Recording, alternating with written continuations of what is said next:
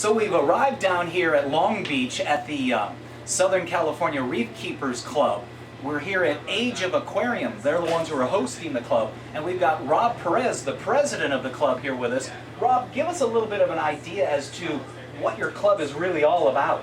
Well, we bring people all from all around the area here, and we teach them about reefs. We have speakers who come in actually every month, and we try to mix it up a bit sometimes. So it's a monthly thing. You have presentations or club meetings every month? Every third Sunday. Great. What other things you do? You bring in some vendors or frag guys to try to sell coral frags? Oh, we do different things.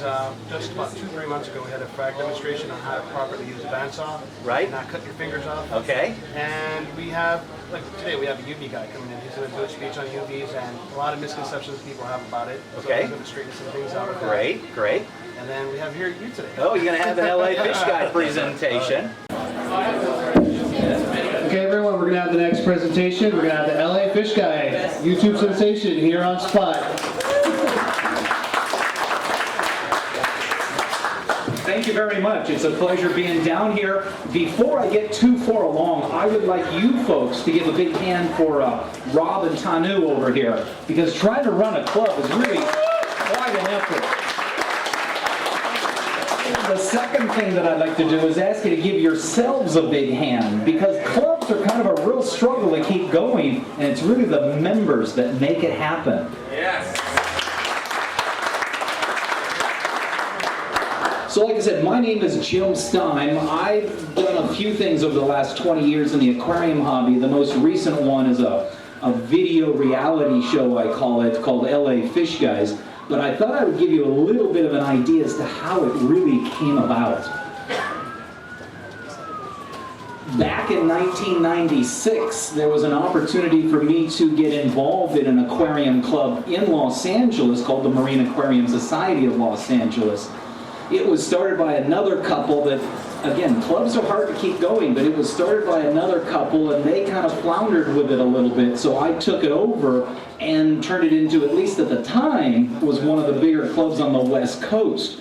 Over the 4 years that I ran it, we hosted a national aquarium conference referred to as the Marine Aquarium Conference of North America, or MACNA, which is something that if you folks get to the point where you think another conference on the West Coast is in need, you could be putting together one of these shows. And this is a big, big, big event. I know the guys are hosting something like a Reefapalooza or something along those lines, so they've got big dreams, and it'll be the club members that help them make that happen. So again, you've got a big chore ahead of you if you're going to get involved in this.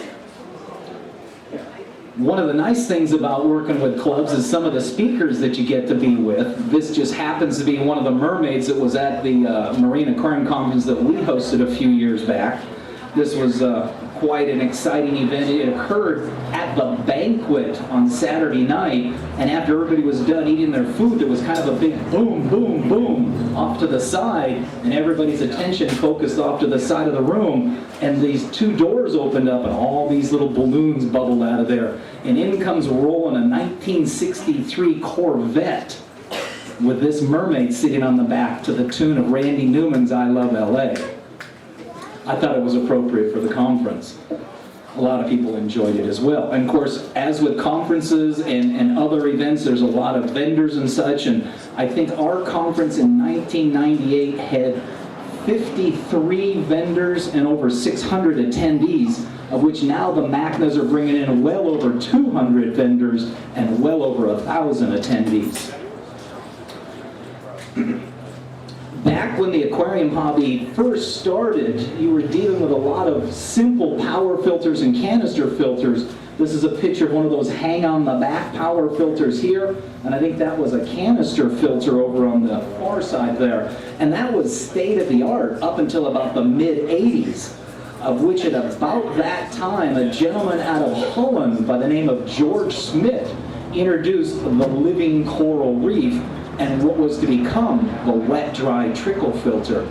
And if you look at this version here, still got all the live rock inside the tank. This one happened to have an external pre-filter. But what do you see down here?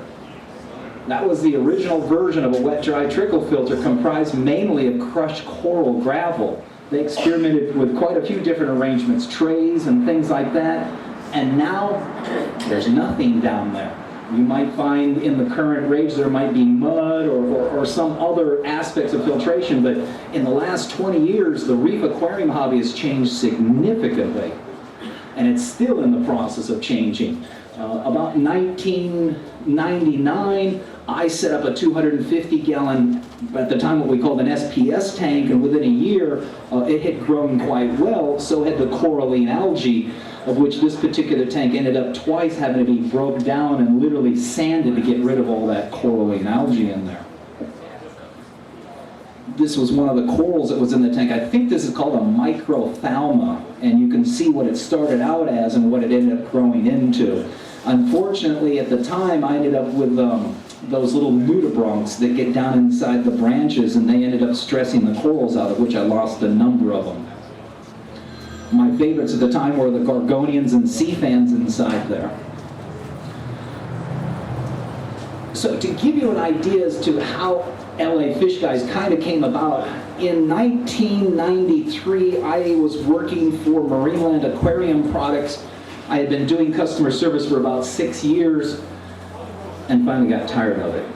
Ended up on a Tuesday afternoon quitting and walking out, and the next day I was wondering what I was going to do, and the day after that I had myself a job, a part-time job or a full-time job at a local tropical fish store, and from 1994 up until 99 I was able to make that part-time job into not only a full-time job, but was able to ultimately purchase the aquarium service accounts myself for a very attractive price. And that's when officially Aquarium Design, which was my aquarium maintenance business, began at that time. During the last 10 years, I've had the opportunity to install and work on a number of nice tanks. 300 gallons, there's about a 250 gallon. Some of you may have seen the fancy cylinder tank. There's another 300 gallon tank there. Dentist offices, doctor's offices. This was a software company. There's another dentist office over there. By the way, that's probably the only freshwater tank you'll see me with my hand in. About 2002, it occurred to me that there was enough occurring on the internet that why couldn't I take the business and the product I was currently offering to my local aquarium customers, tanks, stands, filter systems, and create a website and begin to sell that product on the internet. And so in 2002, I launched a business called myfishtank.com, which still operates today. And the really nice thing about that is, beyond the initial investment and involvement in setting it up, it's one of those businesses that produces orders on its own. I only have to be there to facilitate having the tank manufactured, put everything together, get it to the crating company, where in turn it's shipped out. But the point that I'm trying to make is, especially in this tough economic times, this is one of the smartest things I ever did, because aquarium service, it suffered its share of decrease over the last couple of years. And sure, this business has as well, but still, it produces revenue basically by itself. So once you make that initial investment, time and effort-wise, again, this is one of the smartest things that I ever did. And trying to duplicate that same success, I kept trying to think, what is it that I can do that's new, that I don't have to compete with everyone else on the internet? I mean, selling acrylic tanks, I've got a whole bunch of other competitors, but I was looking for something unique and different. And that's when it occurred to me that maybe the next interesting thing is jellyfish. And about 2005, the only people keeping jellyfish were public aquariums, and the only place you could get information, again, was public aquariums. And so I was able to come up with a scientific article that, the more times I read that article, the more I began to understand what they were trying to say, because these are scientific articles which aren't always easy to understand. And each time I read that, I began to understand something new, and what I was trying to do was develop a tank that was not copying everybody else. I wanted to be specifically me, but it had to be within a certain arrangement, and that's when I came up with a product called the Jelly Aquarium, which is a tank made specifically for holding jellyfish or displaying jellyfish. The interesting thing about that is, in addition to the display tanks, which have done okay sales-wise, I ended up having to learn how to grow jellyfish on my own. Because it's pretty hard to sell a jellyfish tank if there's no source of jellyfish. And so through, again, reading those scientific articles, not only did I learn how the process worked, but I ended up developing a few tanks, little breeding tanks we'll call them, that helped me along, that ironically have now become kind of popular with the public aquariums. And so this whole jellyfish thing has really kind of jumped up into a lot of other products and different levels. I happen to, for this original design, own the trademark name Jelly Aquarium, and there's also a patent on the design of the tank. And I'm currently working on a new design that allows you to walk all the way around the tank called the Jelly Aquarium 360. Hopefully that'll be out at the MAX show in the next couple of months. It was the jellyfish tank that led me basically to LA Fishguys. I received a telephone call one day from a fellow who said, "My name is Spencer, and I'm on an MTV show. How would you like to put a tank on one of our shows?" And I said, "I'm not interested." What? Well, the thinking was, he approached me as a fish tank, and I thought, if I put a fish tank on a nationally syndicated show, who's going to know it's me?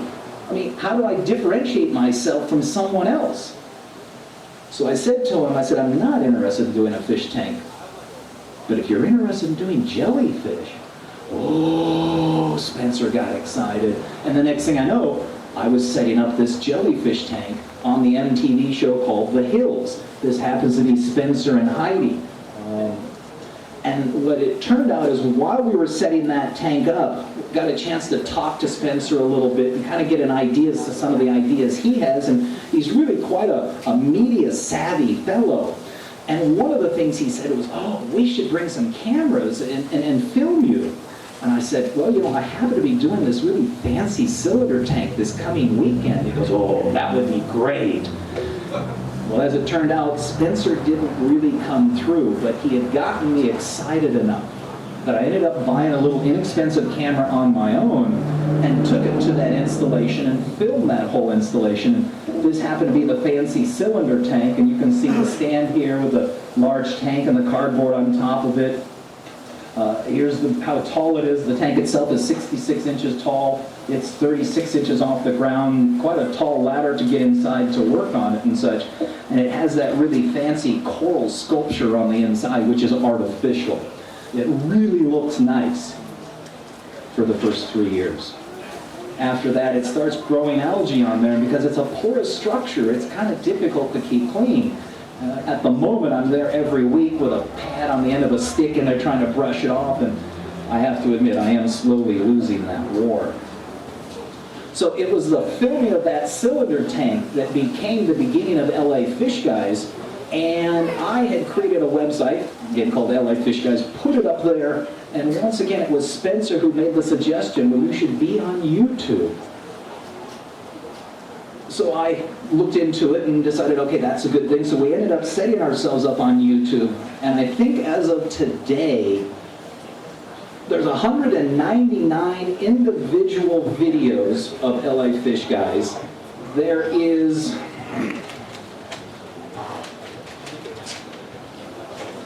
5,465 subscribers.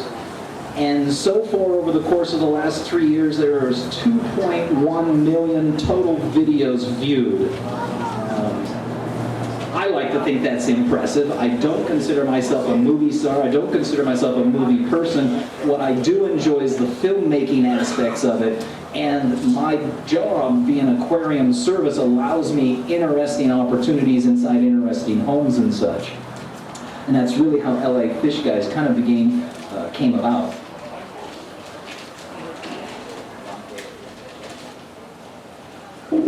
These are some of the shows that we've done. I think this was episode 2. It's a curved check-in counter at a dentist's office. There's about a 200-gallon tank in someone's wall. I think that's All Seas, the fish wholesalers. Again, this cylinder tank. That was an episode that involves a small claims court. And just so that you know, don't waste your time going to small claims court.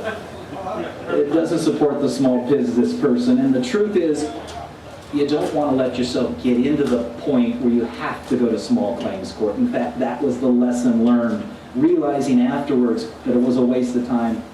How could I prevent myself from not going to small claims court? And of course, it has everything to do with money, and you just set a particular time frame for people that they have to pay, or you cut them off. Because the fellow I ended up taking a small claims court, I serviced his tank for 13 years.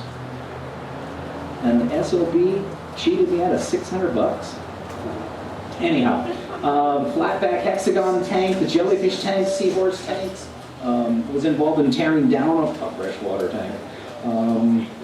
300-gallon tank, there's an episode there in Las Vegas, the shower tank, trade shows, a number of different things. What I try to do is something that Spencer had suggested to me in the beginning, and that is treat the show similar to the movie that was out a few years back called Ed TV, only in this case call it Jim TV, meaning you film everything. Because everything you do, if you're clever enough, you can make a story out of it. And that's really the whole point of LA Fishguys, is not to show you the fancy tanks that I've had the opportunity to work on, but try to create some kind of a story inside there that either you learn something from it or you're entertained somehow by it. I put this picture up here because Captain Kirk, to me, is one of my heroes. Have you ever watched a Star Trek episode and Captain Kirk ended up in a tight spot where there was literally no way out of it? And yet, whether it be through fist fighting or somebody crashing through the wall, he always was able to come through. He always kept moving forward, never slowing himself down, never being stopped at all. And that's really how the motto of the show, Keep Moving Forward, came about. In fact, it was kind of by accident because the Captain Kirk thing is already inside of me, and there might be certain situations where through my own lack of self-confidence or something, I need something to push myself that next step further. And I found myself kind of accidentally, unintentionally making the statement, keep moving forward, just as a way of keeping myself going. And it was Bob Fenner, if any of you know who he is, who had kind of picked up on it and says, you've got a motivational statement in there. And so I kept beginning to kind of repeat that in the shows, and it's kind of become a little bit of a motto of the show. With that said, I've got one more thing that I want to present to you afterwards, but I mentioned that we hosted a national aquarium conference back in 1998. That was MACNA 10. Well, those conferences are still going on, and this coming September in Des Moines, Iowa, of all places, which happens to be where Captain Kirk was supposedly born, they're hosting the MACNA this year, of which they've asked me to come give a presentation. And tonight's presentation was kind of a little bit of practice towards that, so depending upon how it comes off, it may improve or it may change or what. But they're September 9th, 10th, and 11th, this coming September in Des Moines, Iowa. And if any of you folks can make it, I think you'd really enjoy being there with a bunch of other excited aquarium hobbyists, because just like the club here, there's a chance to learn. There's a huge raffle. I don't think they have as good a barbecue, but they do have a banquet on that Saturday night. With that said, I'll have Mike, my sound person, come up here and switch over. What I want to give to you is, I think, episode 15. The original 35 shows that I produced, the fellow who lent me the music, I guess never felt it was going to get that far along. And after I got a handful of shows on YouTube, he then kind of realized that there might be a copyright issue with some of the music. And so he said, Jim, you have to take those shows off the internet. He said, I'll give you new music, but you have to take the original 35 shows off the internet.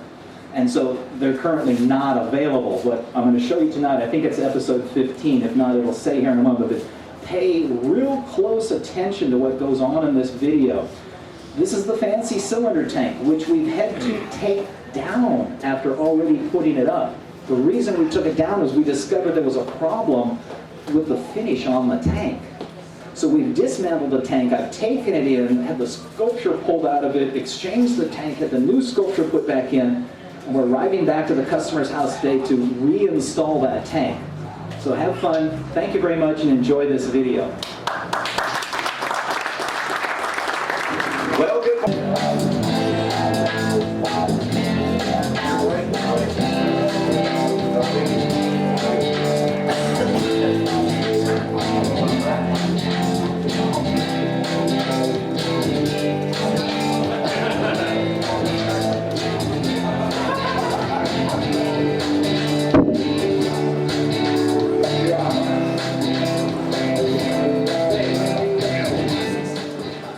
That's basically the premise of LA Fishguys, is it's just videotaping the things that occur while you're out working on somebody's aquarium. And whether it be traumatic like this or something menial, if you can make a story out of it and people find it interesting, they'll flock back and watch it. And I guess, to be honest with you, not that I have stars in my eyes, but I wouldn't mind making a new career doing this kind of stuff. So who knows? Keep on moving forward, folks. Thanks.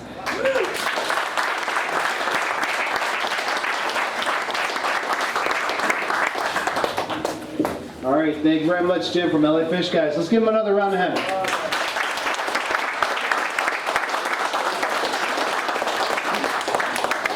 All right, and we're taking about a 10-minute break for the frags and everything, and after that, we'll go ahead and do the raffle. So if anybody wants to get some more raffle tickets, this is the time. Thank you. And if you haven't purchased your favorite coral frag yet, make sure to go ahead and get some raffle tickets. Who knows what you just might win?